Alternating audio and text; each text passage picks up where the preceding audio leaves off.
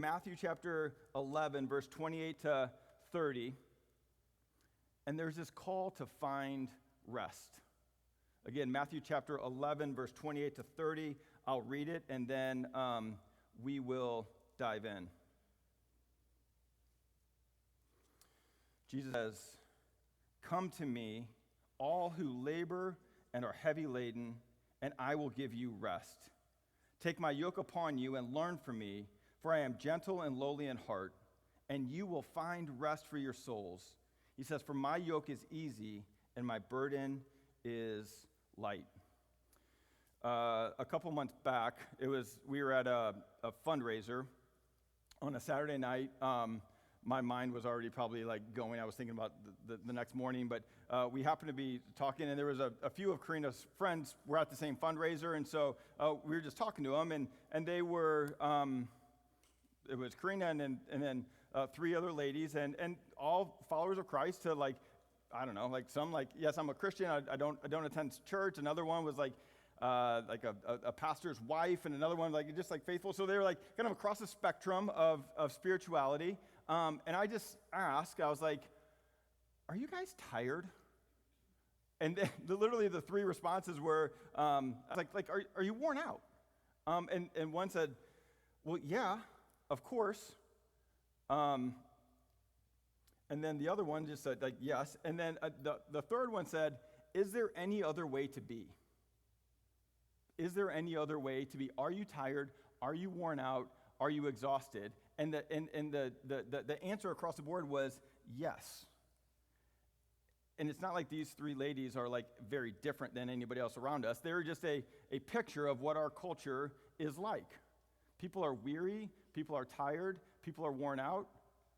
Some of us are thinking back, like going back to work after being off, and it's just like, man, I don't even know if I want to walk back into it.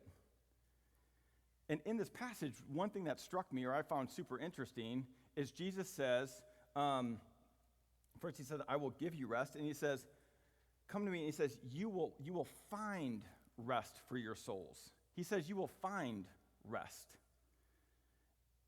To find something insinuates that we don't have it, correct? I kind of got stuck on this for like 2 days. I was like, if you need to find rest, what does that mean? It means we don't have it. By nature, we're restless. By nature, we're busy. By nature, we're hurried.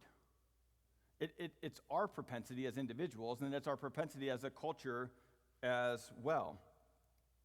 And so this is a book that I read a couple years back. If you never read it or you don't have it, I'm going to try and sum up a lot of it in the message, but like it's worth your while. It's one of those that I try and read like over and over and over again, because like even though I understand the concepts, it's hard to put into practice. It's called The Ruthless Elimination of Hurry by John Mark Comer. And so again, it's just a super helpful resource. If this is like triggering anything for you and you want to read it, or even the title of the book strikes something in you, it's super helpful. But the title came from so John Mark Comer is a pastor up in Portland, and he was meeting with another pastor named John Ortberg. He's out in California. He was kind of mentoring him. One's older, one's younger. And John Ortberg was telling him a story about meeting with his mentor. All right, so we got now a line of three pastors. We got John Mark Comer meeting with John Ortberg, whose mentor was a guy named Dallas Willard. And so John Ortberg was a pastor of a mega church in Chicago, and he was meeting with Dallas Willard, and he's just like, "I am exhausted. I am so tired. I kind of feel myself getting caught up in his world was sort of this almost machine of a church that was just busy and going, but it's the reality for all of us." And so he asked Willard, he says, "What do I need to do to become the me I want to be? What do I need to do to become the me I want to be? I don't want to be hurried. I don't want to be frazzled. I don't want to be overly busy. What do I need to do?" And Willard said, "You must ruthlessly eliminate hurry from your life." He said, "Hurry is the great enemy of spiritual life in our day." He says, "You must ruthlessly eliminate hurry from your life." And then Ortberg goes like, "Okay," like writes it down. He's like, "What else?" And Dallas Willard goes, "No, that's it." Like that's all you, he's saying like, hey, what else do I need? He's like, no, this is it. We live in a hurried, we live in a frazzled, we live in a busy world. And I like that he said you must ruthlessly eliminate hurry from your life. It's not like just a problem you have once, like you have to continually come back to it. And I'm all for like planning. We had our calendars out yesterday. We were looking at the year. We were making some very fundamental changes to our life because this is our reality. Like, okay, we can't keep functioning this way. So we had to make some fundamental changes this year. We also have to continually come back and make some functional changes. You have to make some tweaks. And so some of you may be coming in today like you crushed your 2021 goals, like, you know, I got my pastor friends, like I read 20 books, I read 40 books, I read 50 books, right? Other, like my exercise friends are like, yeah, I ran over 1,000 miles last year. And I'm like, praise God for that. Good job. Some of you might be more in my camp of like, bro, I'm standing. I feel like I won. Praise be to God. Like, what did you accomplish in 2021? I'm here in 2022, right? We're here, right? And so we're all somewhere in between all of that. And so in this world, in this culture, how do we ruthlessly eliminate hurry from your life? And we also need to say why. He says hurry is the great enemy of spiritual life in our day. Like, why is that?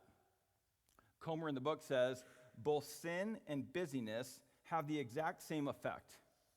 Both sin and busyness have the exact same effect. They cut off your connection to God, to other people, and even to your own soul.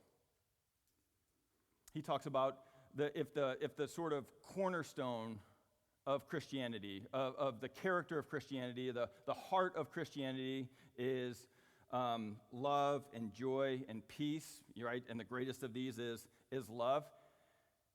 Those things are incompatible with hurry. You can't truly love somebody if you're in a hurry with them, right? Like I feel like I do that to you guys a lot.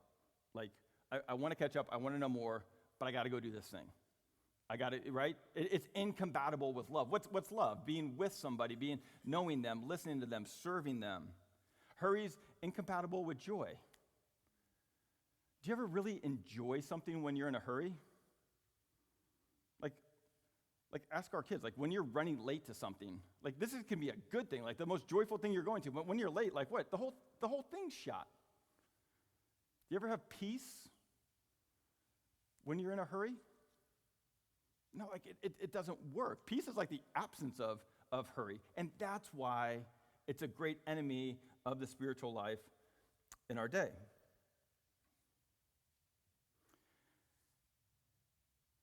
And so we can kind of keep digging down, and we say, like, okay, why are we so hurried?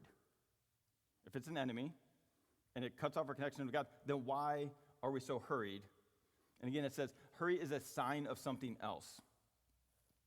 It's a sign that we're running from something, right? We're running from a past. Maybe there's a fear of failure.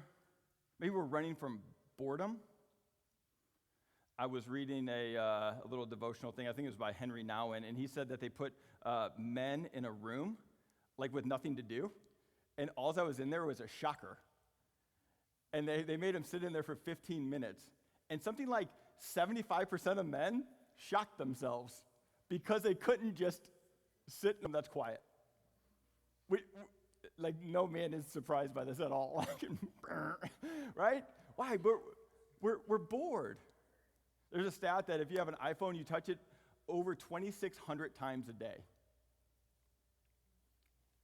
A study shows that the average male plays 10,000 hours of video games before they turn 21. 10,000. Like Malcolm Gladwell has that whole deal, like you become an expert at something after 10,000 hours, right? So I'm not saying don't be devoted, but video games, like they're not resulting in anything. Why do we do all of this? We're bored. We don't want to deal with our story. Others, we're just running to something. Like, I want to be satisfied. I want to be happy. I'm actually hurried because I'm trying to find joy. So it's a next experience. It's trying to accomplish something so we have a sense of self-worth. Maybe it's a promotion. Maybe it's so we can earn more, so we can buy the thing that we think might make us happy. And so we become hurried with all of this. And I think a thing that we have to be very aware of is that the last one, he said, we're victims of the rights and responsibilities of the modern world. There's things that we think that we have rights and responsibilities towards, and they increase hurry. It's been eye-opening and to me. So our car broke again. So it's out for like a month, so we don't have a car. And so I was like, all right, let's try and live with like one car. And so there's lots of negative things that happened with that. So I'm not like advocating like if you have more than one car, you're a bad person or you're of the devil. That's not where I'm going, because we're getting the car fixed and we're gonna have two cars again. But it was interesting that when we had one car, like we got in trouble. Like we had to like, two people had to be picked up at 5:30 and one person had to get somewhere at 5:30. So even with BB's help, BB's online, hey BB, we couldn't accomplish what we needed to accomplish. So it was frustrating. But what it did do, and I noticed, it really slowed us down. Like I physically couldn't do as much. Why? Because I didn't have a car. And so it was shocking to me like how much time having two cars took. And then we were at dinner coming back from St. Louis, and we were talking to my aunt. We picked her up, and we were having dinner together, and she's like, yeah, when we were growing up, like the family had one car. Because we were talking about kids and driving and stuff, and she's like, now all kids have like their own car. It's a right and a responsibility, right? If you're a kid to have your own car. She's like, no, we just had one. And so it's like, you're not going anywhere. Like, so dad gets the car first, and if he doesn't need it, then mom might need it. And if mom doesn't need it, guess what? Then maybe you might be able to get it and go somewhere, right? So that's just one small, silly example of the rights and responsibilities of the modern world. There's things that we think that we have to do. There's things that we think that we have to have, that we deserve, that we're going to do, that actually make us more hurried. And so the question that we need to ask, how do we live deliberately? How do we live at a pace and with a purpose in the middle of the chaos of the noisy, fast-paced, busy digital world we call home? How do we live at a pace and with a purpose in the middle of the chaos of the noisy, busy, digital world we call home? Big E on the eye chart. We're called to trust and follow Jesus. He says, I am the way and the truth and the life. This is how you ought to live. This is how you are meant to live. This is what will result in what we'll talk about for the next 4 weeks, a generous life. And he starts with this invitation in verse 28. He says, come to me, all who labor and are heavy laden, and I will give you rest. He says, come to me, all who labor and are heavy laden. So the first step to ruthlessly eliminate hurry from our life is to accept the great invitation. Come to Jesus. It's not do this or do that. It simply says, come to him. Put your trust in him. Put your faith in him. Acknowledge that he is God and you're not. I'm not. That frees us up from a lot of hurry. One of the things we do in our partnership or membership class is we look at the attributes of God. He's all-knowing, right? He's present everywhere. He's ordained. So what happens? We think we can know everything. We think we can do everything. We think we can be everywhere. And when we come to Jesus, we acknowledge that he is God and we are not. And this great invitation is for everybody. He says, come to me, all who labor and are heavy laden, and I will give you rest.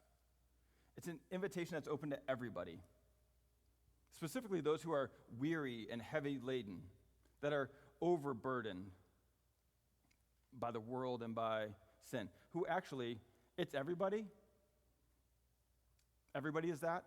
So you want to know why like people are so mad at the stores, like when you're trying to shop, and why somebody started yelling at you for no apparent reason? And I'm not sure if that's just me that happens too, but I'm assuming we see these things go on around us. I've been noticing parents with their kids I've noticed myself with my kids, like we're not as patient as we should be. Why?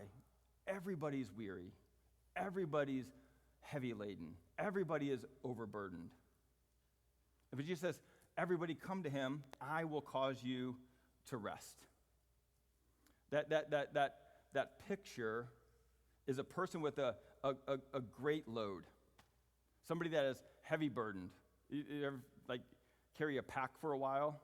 I got a friend that does those ruck races where they like put, for fun, put like 30 pounds on their back and like run. My friend ran like 20 miles the other day, like with a pack, like he's carrying a load. He's carrying a burden. He's carrying weight. And this picture we see here is that a kind person, seeing the other person's distress, offers to take it up. I will take your load. I will take your burden. I will take the things that you labor after. Think about your load. Think about the things that weigh you down. Like right now.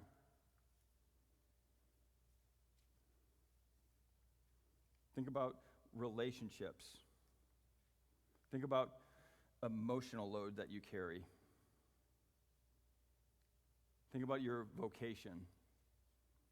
Think about your physical health. Think about financial struggles. What are all those things?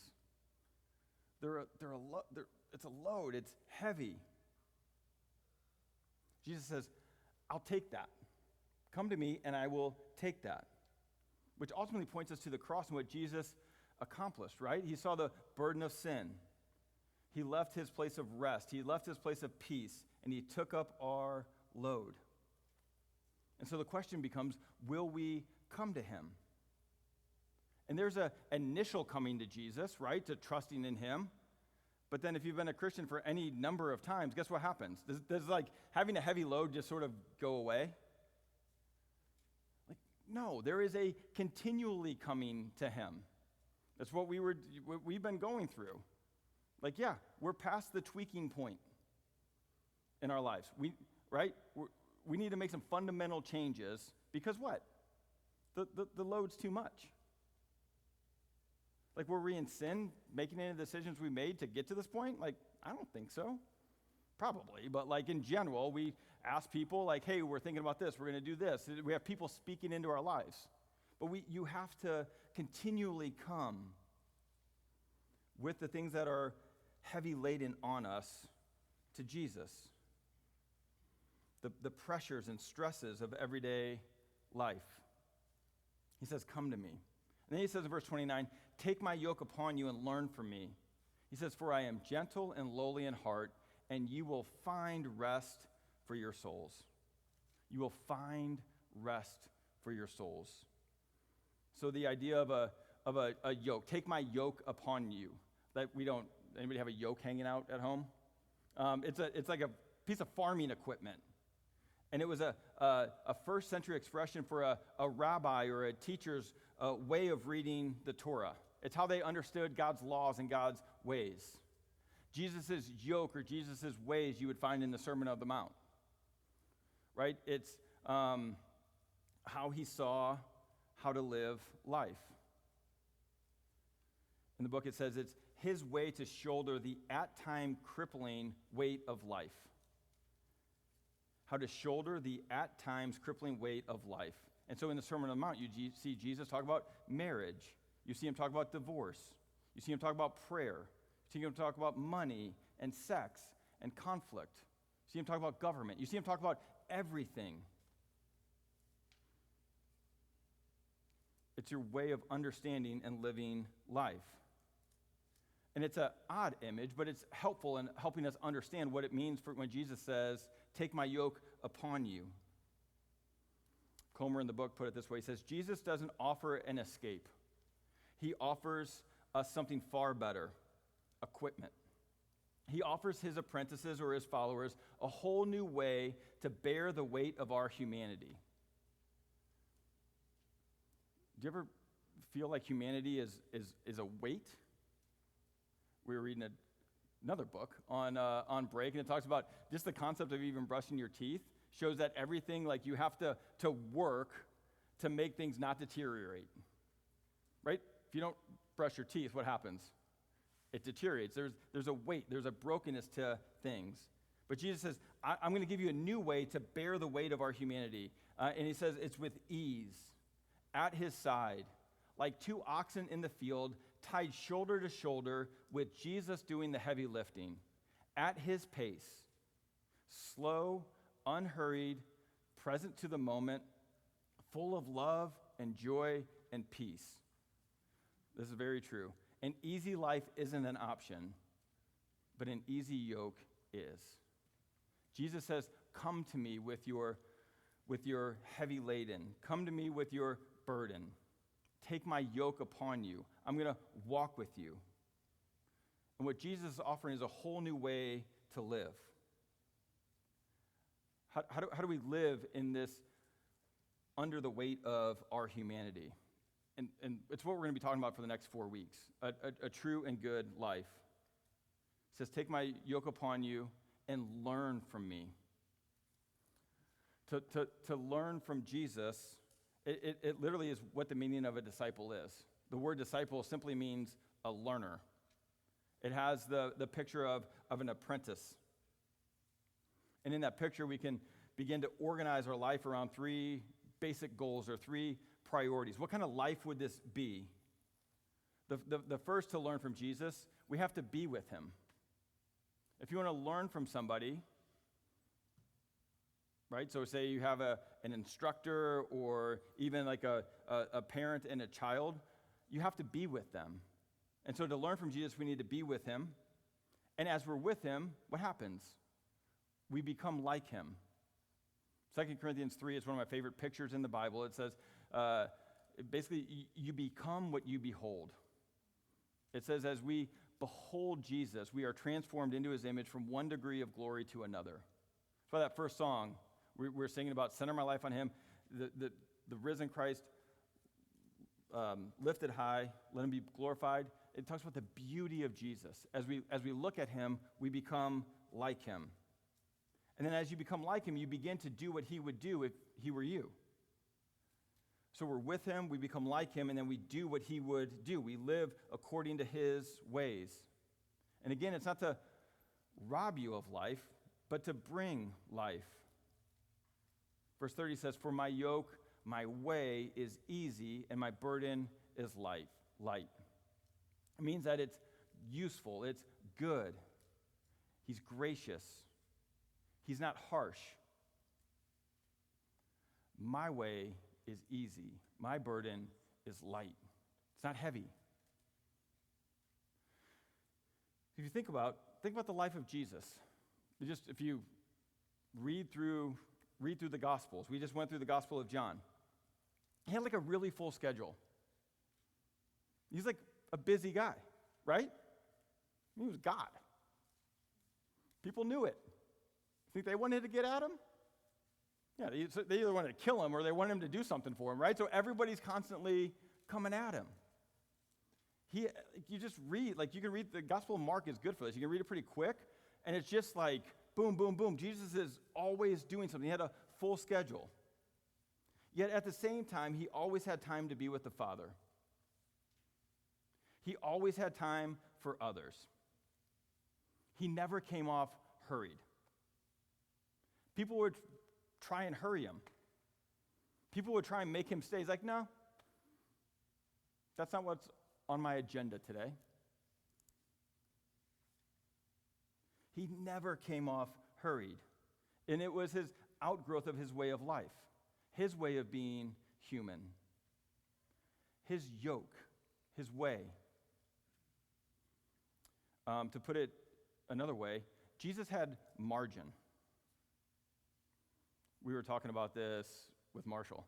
There's a book that we read this summer, and he talks about having transitions. And so, like, we just went to St. Louis, and normal practice for us would be like, hey, how can we fill that time on both ends? Like, what are our obligations here? And then how soon after that obligation can we get out the door and get to St. Louis? And then what do we have to come back to and we're going to like take every minute, and we'll come back in, and then we'll figure it out. It leads to like chaos, right? And so this time, not that we did this perfectly, but we had Christmas Eve, we had Christmas Day, we had the day after, and we went in the evening, right? And then we came back on Thursday instead of Saturday night because we got them back Saturday night, and then turn around and do this, and kids back to school. And Marshall, I was talking to him like, hey, like he's like, oh, you're practicing transitions. And so think about it, like with vacation, with life.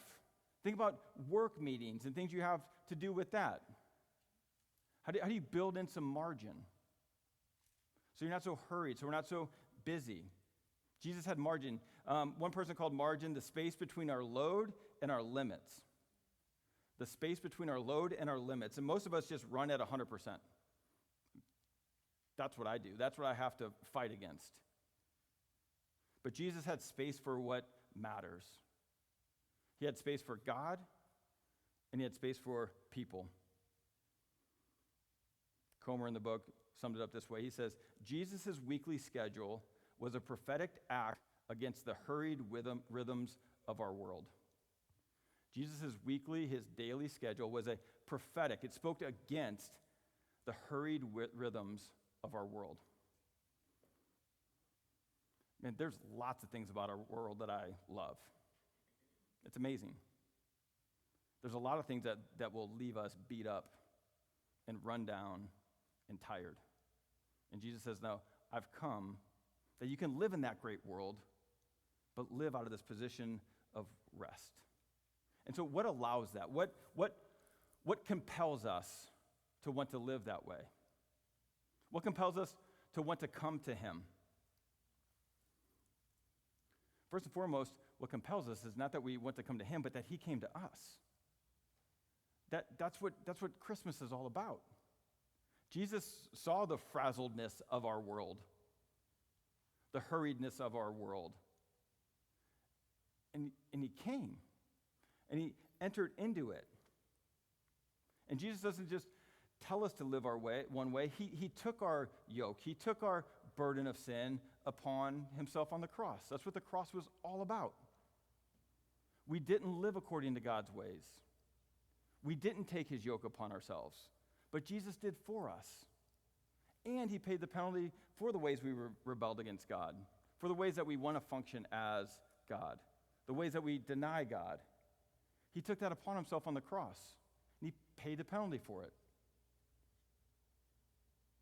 which is great, and it's amazing. And there's even better news, because then he says, I'm going to give you my spirit, and I'm going to actually teach you how to live. I'm going to teach you how to be fully human. I'm going to teach you to have joy and love and peace. And I'm going to teach you to have a relationship with the Father and a relationship with one another and love the world that I've placed you in. That's what he accomplished on the cross. And that's what we live in light of. Why can we find rest? Because he took our burden. It's paid for. It's finished. Why can we live a restful life? Because he gave us his spirit. We actually have a desire for it. Before I came a Christian, I was 26 years old. Zero desire for that. Became a Christian? Oh, God, you seem to know what you're doing. Why don't you show me how to do that? Francis Schaeffer, how then shall we live? And he gives us a spirit to not only want to do it, but actually do it. And so, close with this. What does it look like? There's like 3 full sermons on this, 3 sentences. So if you want to listen to those, they're on the website somewhere from a couple years ago. The first thing that Jesus calls us to is to have solitude, which is just regular time of internal and external quiet to be away with, hear from, and talk to the Father. Just quiet. Solitude. Silence. Guys, there's a reason we hit that buzzer, right? This is hard for us. I want to do stuff. I want to accomplish things. But we're created to stop, to have solitude, to be alone with the Father. You see Jesus doing it all the time. In fact, usually the busier he was, what did he do? Like, I'm waking up extra early to get some solitude, to get some... If Jesus, God himself, needed like solitude, think we might? Right? Second thing, he gives us Sabbath. Like, how good is God? I mean, how amazing is this? I'm going to give you an entire day to set aside every bit of work you have. I'm going to give you an entire day every week for nothing but rest and worship. I'm going to give you 6 days to do all the stuff you need to do. But I'm going to give you this gift to do nothing, to find rest. Like, guys, we can't even do that. How twisted are we, and how twisted is the world? We can't even take a day to stop. But Jesus will give us that desire. We can trust him. That's what's best for us. Like, being here is what's best for us. Leaving here and taking a nap. Leaving here and grabbing lunch with friends. Leaving here and going fishing or golfing or reading or whatever you love to do. It's a gift to you. It's a gift to me. But I don't even know where it is right now. It's over there. Like, that, I don't need it. That thing's going to make it hard for me to do that. Right? I'm going to still try and touch it 2,000 times today. You got to fight for it. Last thing is simplicity. I mean, I talked about the car thing, and I don't know how to, I think it's probably the hardest one. We live in a very material-driven world. There is something out there that says the more you have, the better off you are. And it's just the people that are selling us stuff. It's not true. I'm not saying, like, don't get stuff. Like, I didn't get, like, my Christmas present was, like, all year. I got new golf clubs, right? So it was, like, I got, like, Father's Day and birthday and Christmas all in one. Golf clubs are super expensive nowadays, right? So I'm not saying don't get anything or whatever. But, like, and do I like them? Yeah, I love them. I think they're amazing. But, like, they're not going to make me happy. I can enjoy them, but I would be okay if I didn't have that. And so there's this call to simplicity. It means a freedom from stuff. And it's not having stuff. It's actually enjoying the stuff that matters. It's actually probably getting better stuff, but just less of it. Simplicity means to choose to leverage our time, to leverage our money, to leverage our talents, to leverage our possessions towards what matters most. Richard Foster said that. To leverage our time, our money, our talents, our possessions towards what matters most. He doesn't say don't have time. He doesn't say don't have possessions. He doesn't say don't have gifts and things that you enjoy. He's saying leverage those things, use those things to do and accomplish what matters the most. As Mary said, Mary has chosen the good portion. And so that's what we're going to look for the next 4 weeks. How do we leverage the things that God has given us? To use those to be about what matters most.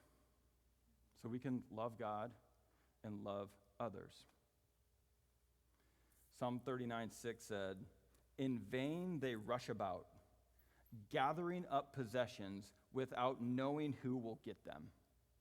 In vain they rush about, gathering up possessions, not knowing who will get them. Like, we don't know what's going to happen to our stuff.